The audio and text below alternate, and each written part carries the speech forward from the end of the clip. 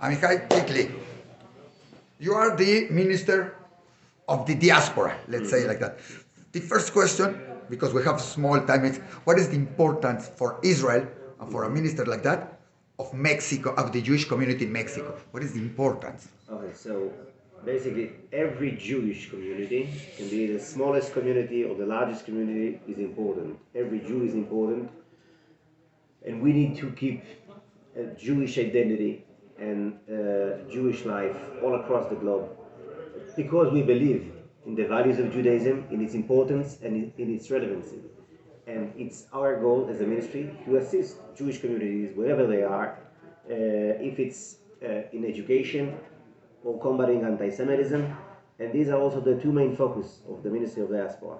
Education and anti-Semitism. Let's go with education. Yeah. For that, there is not the Soknut, the Agencia Judía, another way. What is the difference, or what does the minister has to do with the ministry is working with many organizations, including Soknut Yehudit, including Istadrut Zionit, including unique and wide projects like Momentum or Birthright or other organizations and projects. And so we work together. It's not that if the Soknut is doing something, so the ministry is working aligned with the Soknut on various fields. And when it comes to education, we see that we have a challenge with the motivation to become a Jewish teacher, with the prestige of a Jewish teacher, and as a result also with the level of Jewish education, which is not enough. And we want to have better Jewish education, a better level of understanding the Hebrew language, because I think there is no Jewish culture without the Aleph Bet and the letters of the Tanakh itself, but also understanding Jewish history, Jewish philosophy. And tell me something about anti-Semitism. How do you see it? Because it's a problem for Israel, it's a problem for the Jewish communities in the diaspora, for example, in Mexico. Or what can they do together? What can we do together? It changes from place to place, just like education. By the way, in terms of education, the situation of the community in Mexico is very good comparing to what's happening in North America, for instance. Yes. More than 90%. You were yesterday with the people of Ribadakino. More than 90% of Jewish boys and girls are learning in Jewish schools, and that's absolutely amazing. I said after this short visit that this is a small Jewish empire, the community in Mexico. So regarding anti-Semitism, that also it changes from one place to another. We just learned a very interesting research that was we learned about in the University of Breika by Professor Dani.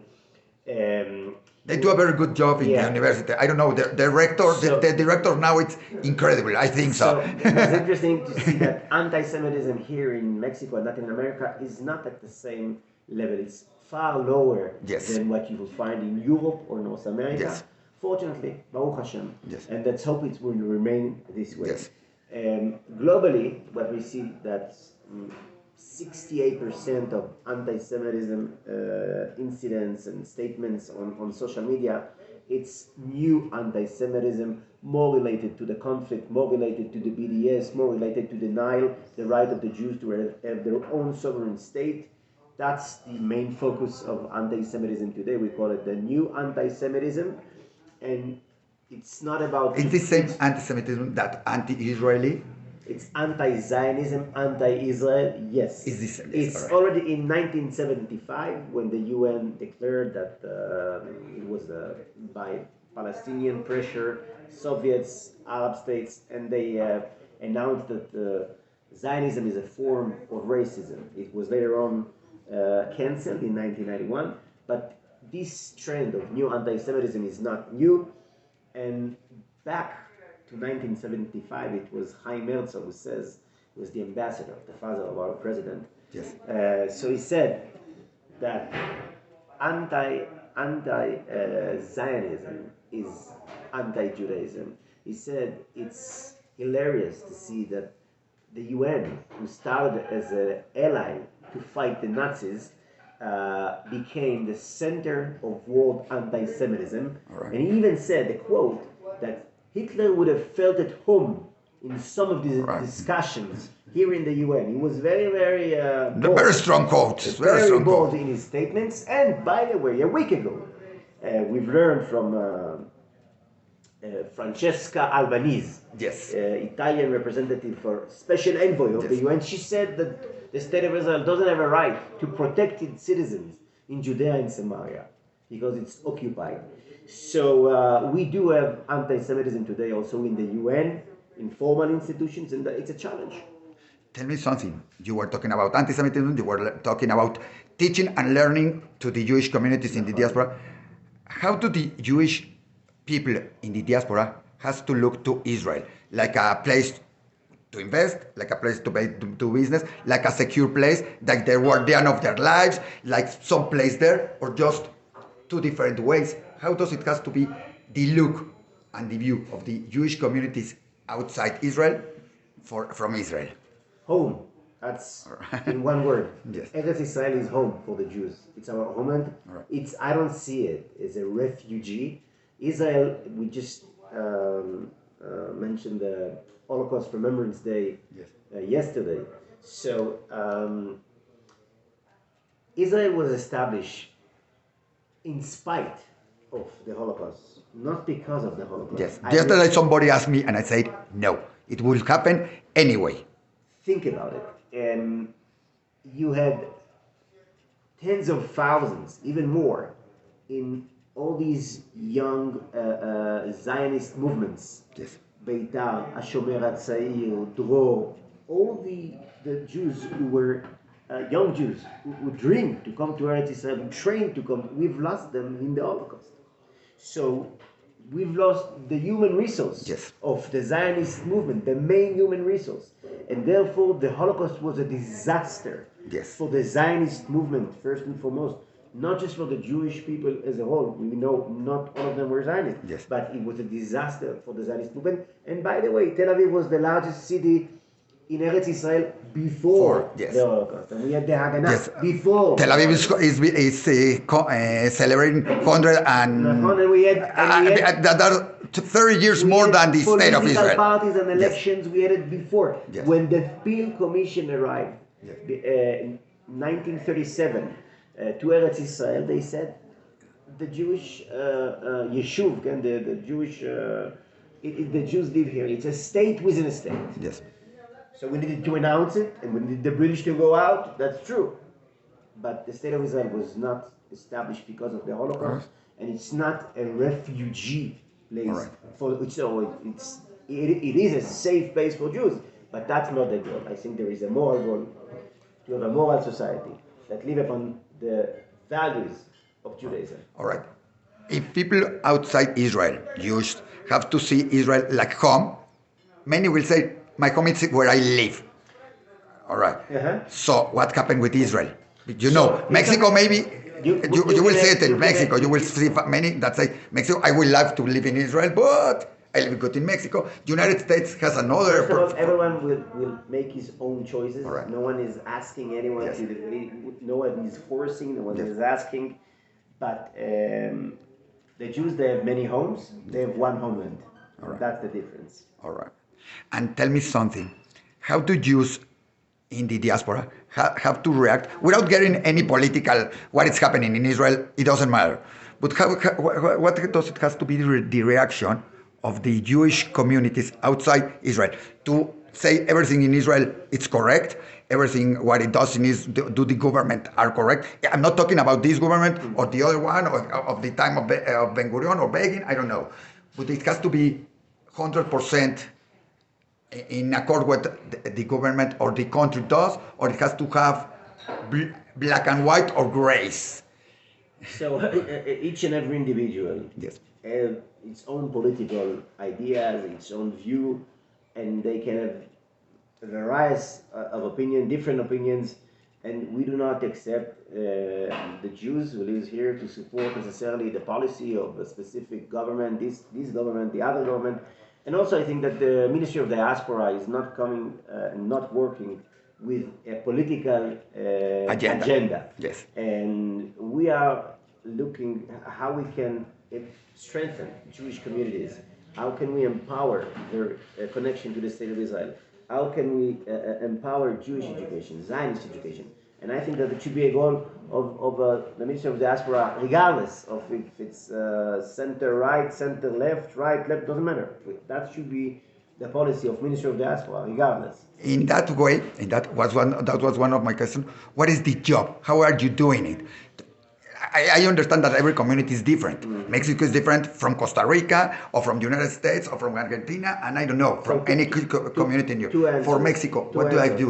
What are you doing? One, we see ourselves as a venture capital. All right.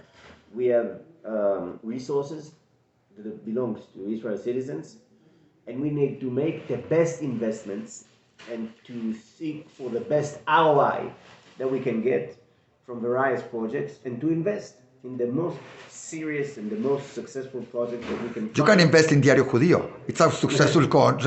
You can invest. I don't have a problem with that. That's also an option. So this is one. And second, all right. And second is we do have our own major projects that we want to launch. Yes. It's not a lot. It's first and foremost early stages of Jewish education, kindergarten, elementary school. במקורותינו נאמר, גרסא דינקותא אינה משתכחת. What you learn as a child, you won't forget. Exactly. And we need to make sure that a Jewish child knows what Siddur, knows who is Herzl, who is Ben Gurion, the history of the Jewish people. You think they don't know? Basic text.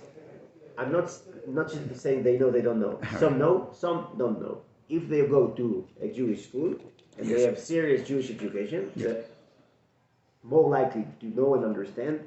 And then if they go later on to Road 1 or Birthright or Momentum or any other project, it will be far more effective, because you can't just go on a tour to Israel when you are 18 and then begin your in Mexico we start with 15. That's not the case. That's not the case in Mexico at all. Yeah, exactly. That's why I'm asking. With Mexico, after you have been, the main challenge is North America. All right. Europe.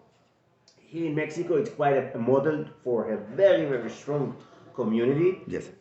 After being here, you have been already with the Comité Central, with Bada Hinu, with the Hebraica, with the schools, with the communities, museums. I don't know. How do you see? What do you have to do with Mexico? What can we expect from the minister with Mexico? So specific with Mexico, we saw that there is a challenge with teaching Hebrew. All right. And there is a challenge. But they teach Hebrew in all the schools. Yes, they teach Hebrew in all the schools, but it's very difficult for them to bring the best teachers to teach, and the level of Hebrew we have, and also when it comes to Mahshevet Israel, Judaism, we need to make it stronger. That's if it's strong, it doesn't say we don't want to make it stronger. All right, but we don't need only the minister to teach us Hebrew. There are a lot of things. Don't teach Hebrew. I know. The minister wants to make it what else? More prestigious. All right. I want young Jews, first to be proud Jews, and some of them will have the desire to be Jewish teachers. Yes. All right. And after just learning, after teachers, what else do the minister is going to do with Mexico? What somebody that is on the street, a Mexican, not the politicals, not the leaders. What could we see about the minister? What can they say? Oh, it came Amijai to Mexico. It was Amijai Chikli here in Mexico, and we're going to see some updates, some changes, for instance, some benefits, something. I came now for the invitation of Isaac Asa, with this amazing project of the mural and Ilan. Yes. So, for instance, entrepreneurs like Isaac Asa that brings unique project to connect Latin America to Israel through innovation. Okay, that's a beautiful project that we also, like I said before, as a VC, we see importance in promoting this kind of project, strategic project that can assist us in also foreign affairs dimension. Also, we are promoting here IRA definition. Right. We met that's important. yesterday Marta Delegado. Yes. And we've asked her to consider Yes. to adopt IRA definition. All right. We did it when we were It's in important. the beautiful museum Yes. of the Holocaust.